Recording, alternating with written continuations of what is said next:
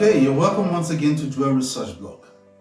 One of the primary purposes of government is security of its citizens.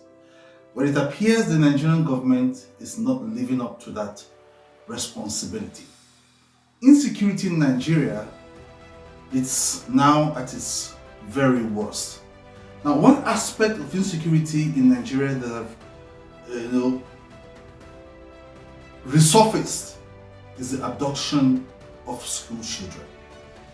Don't forget to subscribe to Dual Research Blog on Facebook. You can follow us on YouTube, subscribe on YouTube, follow us on WhatsApp, TikTok, and Instagram. Now, the abduction of school children by terrorists and bandits did not start today. And of course, not just adoption of just school children. We've seen adoption of citizens from the train, schools, corps members.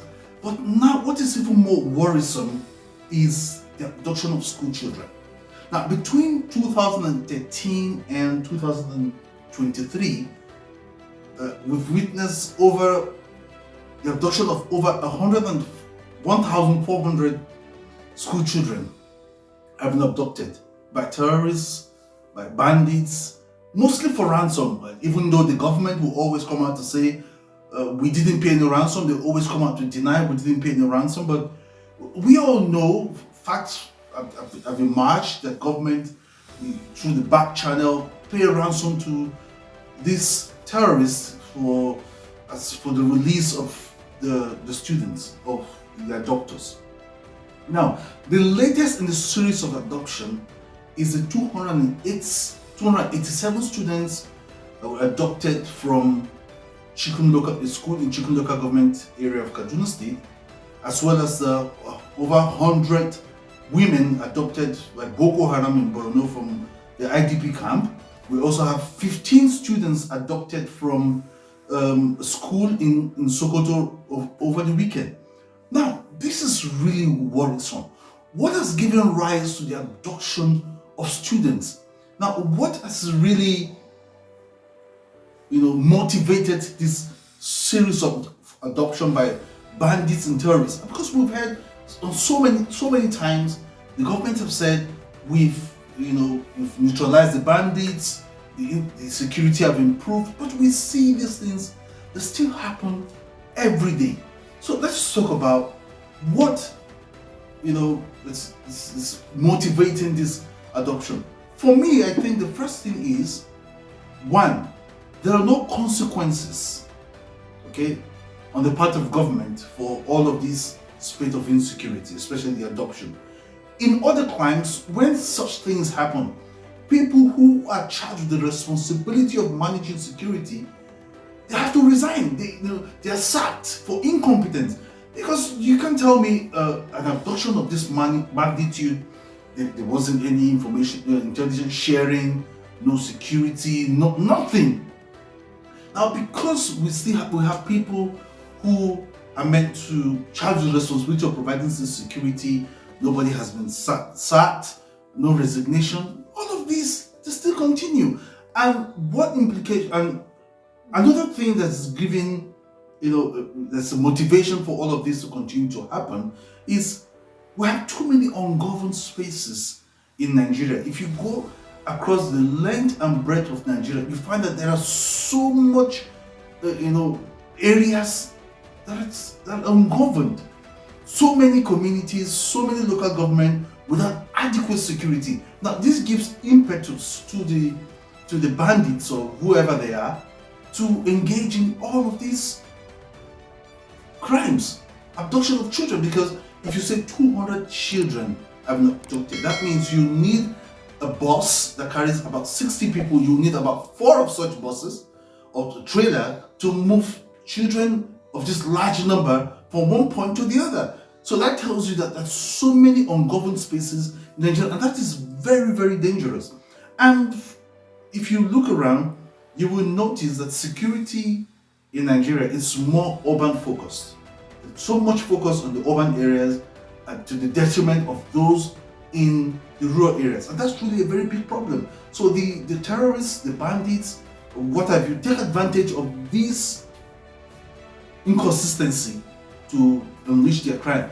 And another thing that's really motivated this abduction over the years is because the government keep negotiating with the bandits, giving them money, negotiating with them, instead of clamping down on them and then smashing this group once and for all. The government will negotiate with them. We've seen instances of government, for example, the Kaduna State government came up with a statement saying they've contracted a private negotiation group to negotiate with the bandits for the release of this student. What happened to the Nigerian State? Where billions of naira are budgeted every year to ensure that Nigerians sleep with their two eyes closed. And it just points out to you that the question of Nigeria being a failed state or a failing state or on the brink of failing is true, because when you have people who have a group with means of coercion, it simply tells you that the country is failing. Now, this is one of the problems. Now, the implication of all of these is that school enrollment will drop. There will be a sharp decline in school enrollment. We've seen that happen in Borno with the Boko Haram and the rest of them. And then there will be less and less confident in the government. For example, the Dapchi girls that were abducted a few years ago will still have Leah Sharibu in captivity. Nothing has been done. We still have the Chibok girls, still some part of Chibok girls, and part of the measures to curtail all of this. The US have said, okay, we're going to support the government to bring back the girls. We're going to support government in this area. But if you ask yourself, in the case of the Chibok girls in 2014, the Bring Back Our Girls campaign started right there in the White House. And before then, there were also adoptions in Buniyadi and some other places. But why would the US government be more specific about the Chibok girls? Maybe there's something they are not telling us. And now that there have been abductions upon adoptions after that, we haven't seen any world government paying attention to the abductions in Nigeria. But, well, that's just my thinking about the Chibok girls. But the implication that all of these have on the Nigerian state is that the government is striving very hard, things are very hard at the moment, and the government is striving very hard to encourage foreign direct investment. But in a state where security is still a very big challenge, that will also spell a very negative signal to potential investors to come in and invest.